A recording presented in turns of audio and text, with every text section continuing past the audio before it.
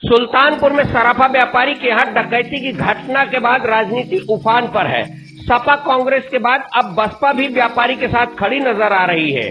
Baspa supremo Mayawati के निर्देश पर प्रदेश अध्यक्ष विश्वनाथ पाल ने सुल्तानपुर पहुंचकर पीड़ित व्यापारी भरत जी सोनी से मुलाकात की और उन्हें हर प्रकार के सहयोग का वादा किया। वहीं पत्रकारों से वार्ता करते हुए उन्होंने उत्तर प्रदेश की कानून व्यवस्था का मापदंड स्थापित करने के लिए अपनी नेता बहन जी को याद किया। वर्तमान सरकार में कानून व्यवस्था को लेकर उन्होंने जमकर अपनी भड़ास निकाली। भाजपा कांग्रेस नेताओं पर हमलावर रहे और उनकी नीतियों को खोखला बताया। देश के बड़े मुद्दों पर अपनी बात कही। बसपा के जिलाध्यक्ष सुरेश गौतम और पूर्व मंत्री रहे जियालाल त्यागी के साथ उन्होंने मीडिया के समक्ष अपने विचार रखे। आइए उन्हें भी सुनते हैं। कहा कि ये इतनी घनी बस्ती में सुल्तानपुर बीच चौक में इनकी दुकान है और जो यहाँ लुटेरे थे वो कितने मतलब उस तरह से थे कि जो कोई दबाव शासन प्रशासन को उनको नज़र नहीं आया। निर्भीक होकर के उन्होंने बीच शहर में आए और असलहे लगा करके लूट की और इससे पूरी तरह ये लगता है कि जो शासन प्रशासन है उनका दबाव बिल्कुल कुछ नहीं है, अपराधी निरंकुश है। अभी सुल्तानपुर में ही पता लगी, एक और कल हमारे पंडित जी हैं उनके ऊपर हमला हुआ है, उनके भी गोली लगी है लेकिन बच गए हैं किसी तरह, बेचारे इलाज उनका भी चल रहा है। तो इस तरीके तो ये शासन प्रशासन की नाकामी मानी जाएगी जो बीच शहर में लुटेरे इस तरह से आके घटना कर रहे हैं। और निश्चित है मैं अभी मिला हूँ भरत जी सेठ जी से और मैं इनको पूरा विश्वास दिलाया हूँ कि निश्चित है कि जो लुटेरे हैं इनकी गिरफ्तारी होगी और आपके माल की रिकवरी होगी। मैंने अभी सेठ जी के पास बैठा था तो मैंने आईजी साहब को फोन लगाया था। माननीय आईजी साहब से हमारी बात हुई जो परवीन जी हैं कि भाई इस तरीके की घटना आपके क्षेत्र में हुई है, बीच शहर में हुई है, इसमें क्या कर रहे हैं आप। तो उन्होंने कहा कि हम लोगों का प्रयास पूरा जारी है और जल्द ही गिरफ्तारी भी होगी और माल की रिकवरी भी हम कराएंगे। ये आईजी साहब ने हमको आश्वासन दिया है। 48 घंटा बीत गया है, उन्होंने अभी 72 घंटे का समय मांगा। अगर 72 घंटे में भी आप रिकवरी नहीं हो पाती, नहीं गिरफ्तार, तो आप लोग क्या कर रहे हैं? नहीं, इसके लिए हम लोगों की बात हुई है और ऊपर अधिकारियों से बात होगी कि निश्चित है कि इसकी रिकवरी हो और मुलजिम की गिरफ्तारी हो।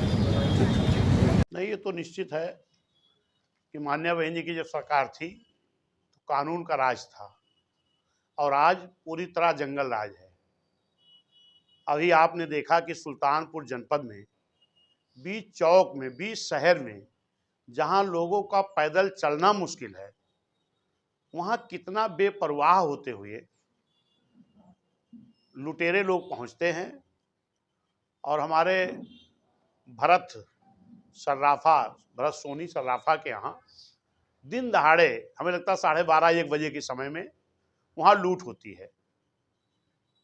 और किस तरीके की सरकार चल रही है, किस तरीके से प्रशासन इसको देख रहा है कि जो लुटेरे थे उनको जरा भी भय नहीं लगा कि पब्लिक के बीच में दिन दहाड़े लूट हो रही है। और शासन सत्ता जो चलती है वो प्रताप से चलती है और ये बिल्कुल खत्म हो गया है। ना तो सरकार का कोई दबाव है, ना प्रशासन का कोई दबाव है।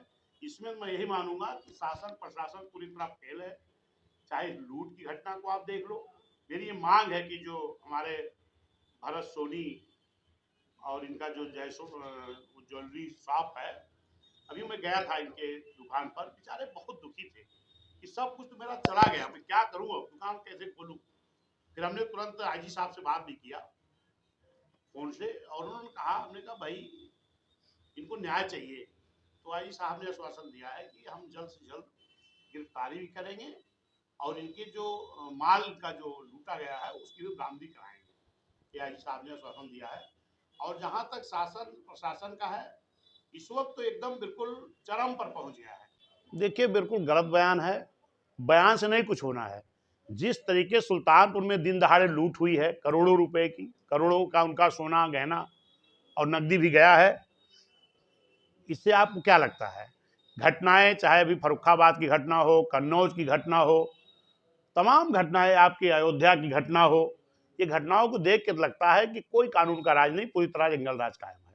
अच्छा, ये बहन जी की सोशल इंजीनियरिंग में और भाजपा की सोशल इंजीनियरिंग में क्या डिफरेंस है? देखिए, भाजपा की सोशल इंजीनियरिंग तो मेरे समझ में नहीं आती है, लेकिन बहन जी का जो सोशल इंजीनियरिंग था, जो बहन जी का नारा था वो मानवर साहब देखे गए थे कि जिसकी इतनी संख्या भारी उसकी उतनी हिस्सेदारी भागीदारी वो हर जगह पूरे शासन में बहन जी के दिखाई पड़ता था। सपा और कांग्रेस लगातार आरोप लगाती है बसपा पे कि ये बीजेपी की बी टीम के तौर पे काम कर रही है। क्या मैं खुलेआम ये कहता हूं कि समाजवादी पार्टी की हर नीति आरएसएस बीजेपी कार्यालय से तय होती है, उसी पर समाजवादी चलती है। अजय जी, एक बयान था राहुल गांधी समेत इंडिया गठबंधन के सारे लोग जातिगत गणना की बात कर रहे हैं। अनुराग ठाकुर ने सदन में राहुल गांधी की जाति पूछ ली। जब दोनों दल जाति को लेकर के इस तरीके से एग्रेसिव है तो सदन में ये जातिगत जो जनगणना की बात आ रही वो क्यों नहीं पास हो? देखिए, राहुल गांधी से जाति पूछी गई, माननीय अखिलेश यादव जी ने उसमें कहा जाति क्यों पूछ लिया। बिना जाति पूछे जाति जनगणना हो जाएगी क्या? मेरा तो मानना है बिना जाति पूछे जाति जनगणना हो ही नहीं सकती है। तो इसमें तो कोई ऐसा गलत नहीं लगता। अगर वाकई में जाति जनगणना की मांग कर रहे हैं तो जाति पूछनी पड़ेगी, और इसके लिए बहुजन समाज पार्टी की राष्ट्रीय अध्यक्ष मान्या बहन जी ने बहुत पहले से कह रही हैं कि जातीय जनगणना होनी चाहिए, केंद्र सरकार के द्वारा होनी चाहिए, पूरे देश में होनी चाहिए, ताकि पूरे देश के लोगों का इसका लाभ हो सके। ये बहुजन समाज पार्टी मान्या बहन जी की मांग है। और इन लोगों का जो संविधान दिखा रहे हैं, जो संविधान की बात कर रहे हैं, अभी आपने देखा है जो SC ST का आरक्षण है, इसमें सुप्रीम कोर्ट ने एक आदेश जारी किया कि इसमें वर्गीकरण किया जाए। कांग्रेस के नेता की भी, समाजवादी नेता की भी जुबान बंद हो गई। सिर्फ मान्या बहन जी ने बोला कि सुप्रीम कोर्ट को इस निर्णय पर पुनः विचार करके वापस लेना चाहिए। और इस देश के माननीय प्रधानमंत्री जी ने भी SC ST के सभी सांसदों को बुलाया और उनको आश्वस्त किया कि जो सुप्रीम कोर्ट ने SC ST के आरक्षण को वर्गीकरण करने की बात कही है, हम उसको वापस कराएंगे। लेकिन मैं माननीय प्रधानमंत्री जी से मांग करता हूं कि जुबानी कहने से नहीं वापस होना है, इसकी जो लीगलिटी है, जो तरीका है, वो अख्तियार होना चाहिए। इसमें लोकसभा का सत्र बुलाना चाहिए और सत्र बुला करके सुप्रीम कोर्ट के इस निर्णय को निष्क्रिय करने के लिए प्रस्ताव पारित कराना चाहिए। और अगर SC ST के वाकई में हितैषी हैं, उनके आरक्षण के प्रति अगर सच्चे हैं, तो तुरंत सत्र बुला करके इस सुप्रीम कोर्ट के निर्णय को वापस कराने का काम माननीय प्रधानमंत्री जी को करना चाहिए।